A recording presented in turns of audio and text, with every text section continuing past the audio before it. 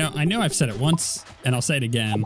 I love how just dark and grim Diablo has gotten since, well, essentially since Reaper of Souls. I mean, Reaper of Souls kind of pushed the game more towards that direction after Diablo 3, had a lot of dark grim stuff in it, but artistically went a little bit away from that. Thematically, when you look at the story of Leah and anything to do with, I don't know, I guess Act 4 and especially Act 5 when Reaper of Souls came out, like Diablo 3 had some very dark stuff going on. Not yet. But not to the point where like a guy is got maggots that are eating his innards and he can't die because he has a relic on him. And then he like is essentially begging for death. Like that gets pretty dark pretty quickly. So I like it because that feels more like Diablo to me, just in general. Oh, you know what? I got something out of that. I didn't realize that was a dude that I needed to kill for exploration, but apparently it was. Look at that. We finished killing Gobbo the Tall. What an accurate name for a goblin. Gotta love it. Where are these survivors we need to apparently save? Oh. Watts, how's it going, buddy? Please, help us. They still have Gelly and the others. I tried to help, but there's just too many. The fetishes are slaughtering everyone they captured from the port. Please, my friends are just inside the village. Save them, I beg of you. Cool. Now we get to go back through where we just came. I went the wrong way, apparently, when I went to go save the survivors. All right, that's fine. That's fine. That's my bad for going the wrong direction. I'm not too angry about that. Free the survivors. Search. Oh, okay. I can get in here. Get me down from here. Apparently, when you clear all this out beforehand, it makes this little mission significantly easier. That's fine. It's cool that, these guys spawned, and they definitely weren't there when we came through.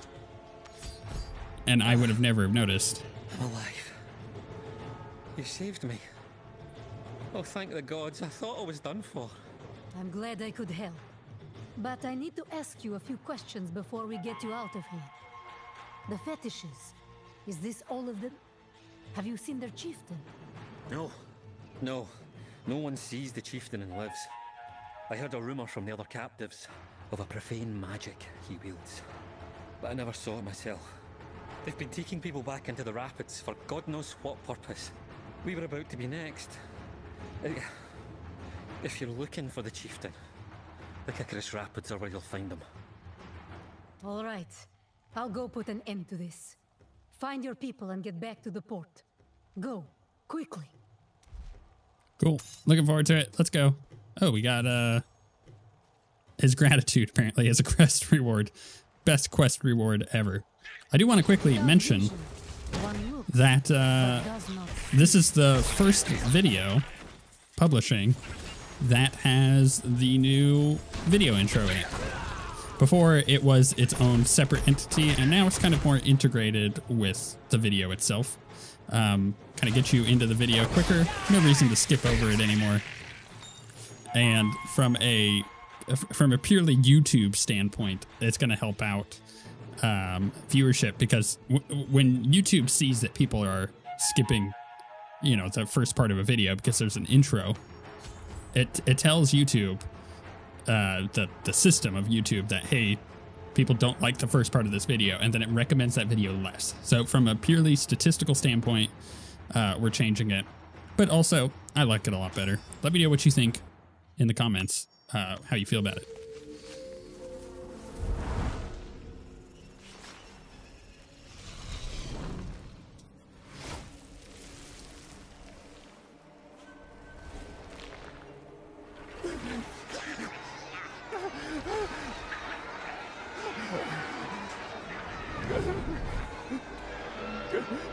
Please, no. Have mercy.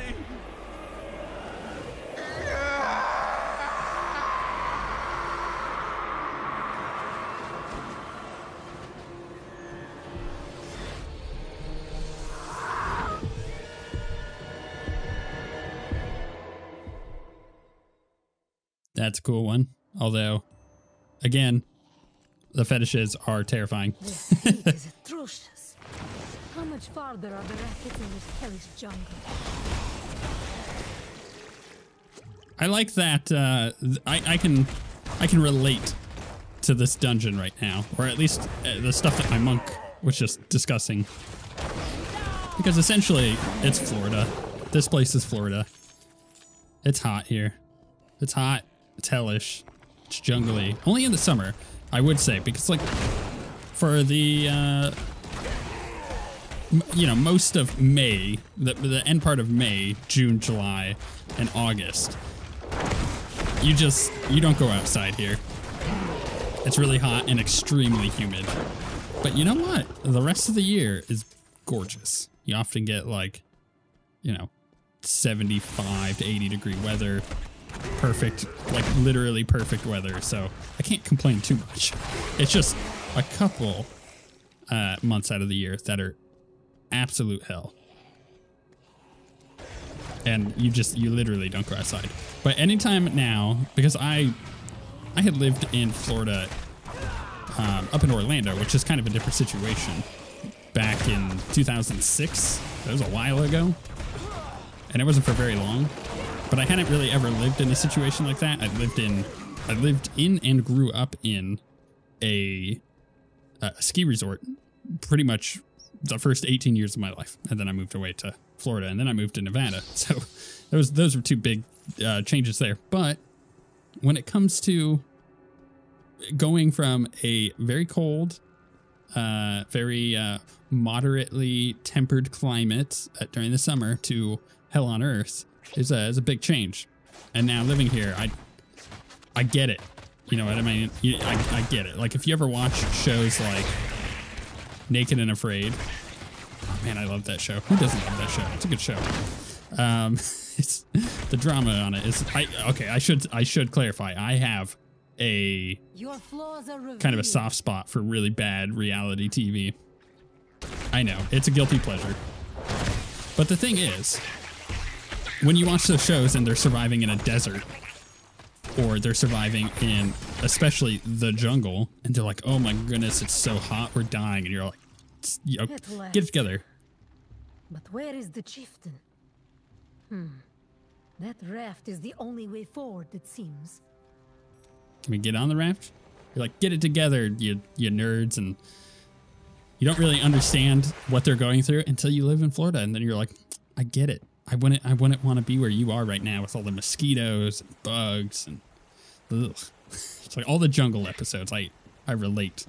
I've seen some of the biggest critters living in Florida that I would have never expected to see in my life growing up in a ski resort. I'll tell you what. This, by the way, this part of this dungeon is really cool. You get on a raft and you go down some rapids. It's pretty cool. It's pretty novel. It's nothing too crazy, but it's just kind of fun and cool, and it's very thematic for the zone. It reminds me of two things. Number one, Overcooked. You ever play Overcooked 2? The level where it puts you on a raft and you're having to throw food from one raft to another to help your teammates.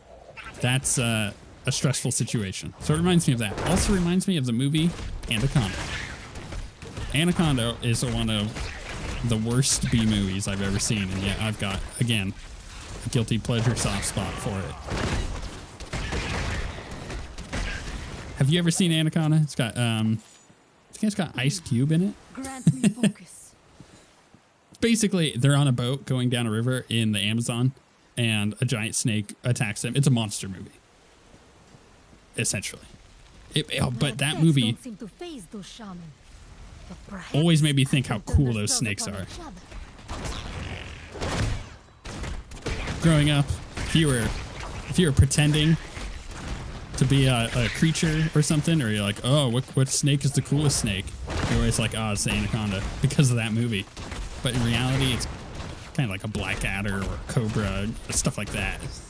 Anaconda's kind of dumb in comparison to those. It's just that stupid movie. Sure angered them. Now, if I can just avoid the fire long enough. All right, this is where my raid experience comes in. Dodge the flames. Do it. Oh no, I ran into one. I expected... Undone by their own ambition. I expect that'll be a little bit more difficult once the difficulty of the dungeon is turned up, but so far it's kind of, you could just stand there. It's not that big of a deal, but that's fine. You know, teaching people the mechanics, so later on when you run the dungeon on a harder difficulty, you get it. Makes sense. In general, dungeon design feels natural to the Diablo franchise, right? Like, I feel like we, as Diablo players, play in dungeons pretty frequently, even if we're not necessarily knowing that we are. So, like, you know, let's go to Diablo 2, for example. Right in that first act, like, one of the first things you have to do is go into a cave and clear out all of the enemies in a cave, right? That's technically a dungeon. It has some procedural generation, but it is it's your first dungeon. The first Diablo is all dungeon, but when it comes to Diablo 3, it's the same thing. You go to, like, I don't know, most zones on the map are their own dungeon. Like the I'm trying to think, like the Halls of Agony, that's a dungeon. And then you go to Diablo Immortal, and they've kind of gone where the dungeon is more literal. Like it is more like an MMO dungeon. If only I could superhero land for that, it'd be way cooler. But yeah, the dungeon is more literal in Immortal. It's more like an MMO. I'm totally okay with that. But it is also in Diablo 4 to some degree. From what we've seen, it is more MMO-ish with its dungeons. Kind of like this.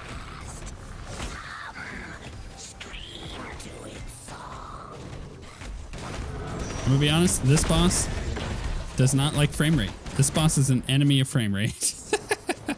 we are battling the frame rate boss right now. I think I'm gonna go ahead and pop this and just try to push him down as quickly as possible. Because I want to get out of the frame rate trap. It's brutal. With the wave of lights. He's still got quite a bit of life left. I wonder if he healed. It looked like he had a lot less. Oh, there you go. Okay. Give me all the loot. Beacon is mine. Time to leave before my things become a sodden mess. I wonder how Jin is faring at the pirate camp. You know, the fact that we're finding these beacons is kind of fun. I don't know what about it I like. I just like that there's these three, like, artifacts that we're trying to find. It feels kind of like well-trodden paths that we're going down as far as story beats, but it's fun. Why did it? That was weird. I tapped on Biofan, but obviously my thumb must have gone a little too far over one direction. Let's claim this. Get those battle pass points. Again, leveling up the battle pass seems to be the easiest way to gain XP. There's nothing wrong with that. It just does certainly take up quite a bit going on. Because, wow, what was that sentence? Take up quite a bit going on. It does, it does certainly take up your time because you're having to go get the battle pass upgraded and whatnot. And you're having to seek out things like this says, you know, now I need to do the Temple of Namari to collect battle points. But when we're done with that, we're going to have it be like, go do a battleground or go do 5 bounties. And it's just stuff like that where it in a way is tutorializing what's going on here. Oh, is there another? Is this the guy that I had to kill before? It might be. Oh my goodness, this is going to be juicy. Oh yeah, that was nice. Let's put this down.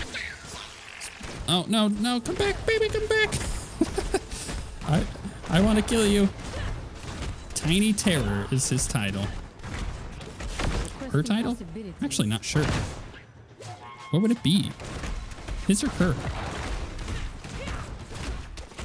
Magali the Shrieker. It's kind of neutral. It's not. It's not either a male or female name.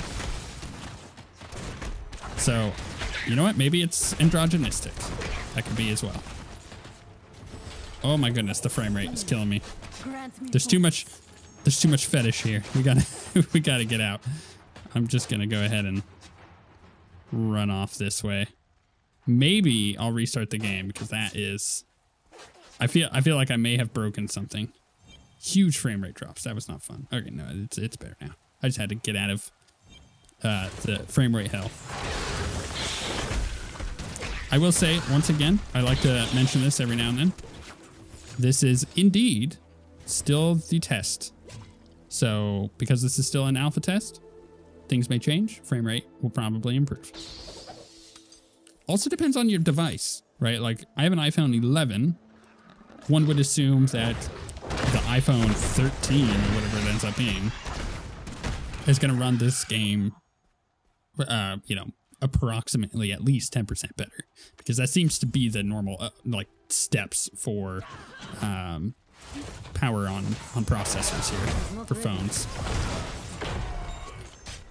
But then again, you never know.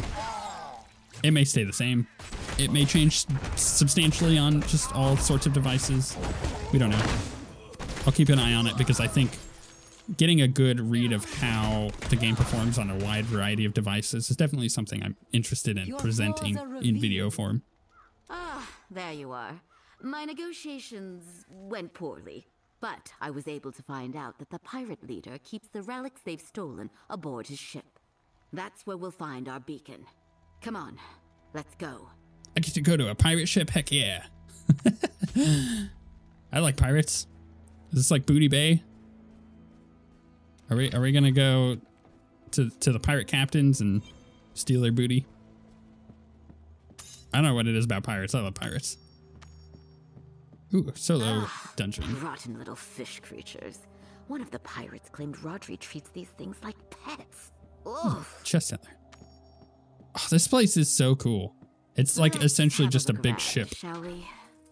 But it's a base, so it's like a crashed ship. It's really big, actually. No luck? Let's take a look at his desk then. And it's a mess, of course. William Thorpe, you toothless coward. The man you sent is chum for my darlings now. Plus, I've locked his score away. If you want it so badly, come take it yourself. Roger. Rodri? How can someone be this disorganized and still function?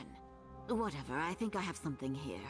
Apparently Rodri locked away the beacon in his private stash. The text mentions some kind of security mechanism. Okay. You know what this ship reminds me of? It reminds me of Divinity Original Sin 2. Fantastic freaking game. Love that game to bits. I actually did full playthrough. I have completed that game on the channel, start to finish. Played as Losa, as a ranger, and it was incredibly fun. You can go watch that. Just search the channel for Divinity, and it will definitely pop up. Yeah, this ship reminds me of basically the start of Divinity Original Sin 2 because of just its layout and the isometric nature of it, but that ship was also excessively big, and it kind of feels like this one is as well. Stealing from a pirate. A rather daring way to ensure your death. Come at me, pirate. Rodri the Red. I don't anticipate... Whoops, I hit Cyclone Strike, but I meant to hit Sanctuary. I don't anticipate this will be too difficult for us. Although... Yeah, he does some damage. Just gotta avoid stuff. I don't even know if I need to do that. I think I could just kind of face tank a lot of this. Did he just summon a Murloc? What is that thing? Brine Tusk. Oh, he did say Brine Tusk. That's right. No, not yet. Not yet. Can I pop that here? Oh, I thought I was gonna hit Brine Tusk with the EP. There we go. Let's pop this out. try not to get hit. Although, Ability is not yet recharged. do I want to try killing Brine Tusk before him? I think I do. I want to see if that has an effect. Like maybe he gets angry and summons another beastie, another Murloc. Not yet. No. Not yet. Maybe I get a bonus? Actually, I don't know. I've never tried it. I'll just blow him up. Bam. Thieves. I hope that cursed thing kills you both. Wait, did we get it? Because she just went running off. Oh, do we actually get to raise it? Hold and twist to raise the cage. Okay. Wait, I did. Can I? Do I have to do the other one too? Hold and twist. Why do I feel like... Oh, right. And then it wants me to do the other one. Why? All right, this one. And then this. And then this one. There we go. Can we get... Oh my goodness, I hate this game. I'm going to be honest. I had the same issue on my Crusader and I was expecting this to work. There we go. I don't know why. Control-wise, I just don't get it. It just breaks my brain. I did literally the exact same thing on the Crusader. I could not figure it out. Well, that's one way to obtain a beacon. I assume you have the other two. Right. Let's return to Namari then. Like it gives you this is not an issue they have to fix. This is a me issue. I look at that and my brain just doesn't work. I do the motion, it goes up. You know what it is I'm expecting it to lock in slightly sooner. So I take my thumb off of it and it releases it. But that's not how it works. You have to hold your thumb in just for a second. And then it gives you access to it. Let's get all these guys aggroed if I can, please. Yeah, that'll do. We'll suck them in. It's just so beautiful, isn't it? It's just like it's everything I've ever wanted as a monk. Big groups of enemies, throw exploding palm in, wave of light to explode everything, and then just kind of laugh at the carnage. It's too much fun. It's way too much fun. There are very few classes in Diablo that give me that kind of joy. Necromancer with Corpse Explosion is one of them. Obviously, Monk with Exploding Palm. I'm trying to think. I can't come up with another one that is that satisfying right there. There's a chest here. We may as well get the chest. We have things that are like, hey, loot this many chests.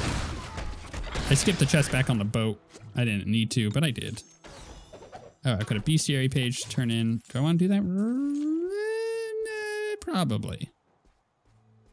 I think it was just like a day ago was the bestiary bonus, so I don't think we're going to get that for a few more days. But a thing to consider. My bags are full. Really? My bag? Oh, I guess it's been a while since I've been back to the thingamajig. What is it called? You know what I'm talking about. Blacksmith. That's who it is. Go ahead and place the beacons. I'll cast the spell to summon her. Don't hit me, bro.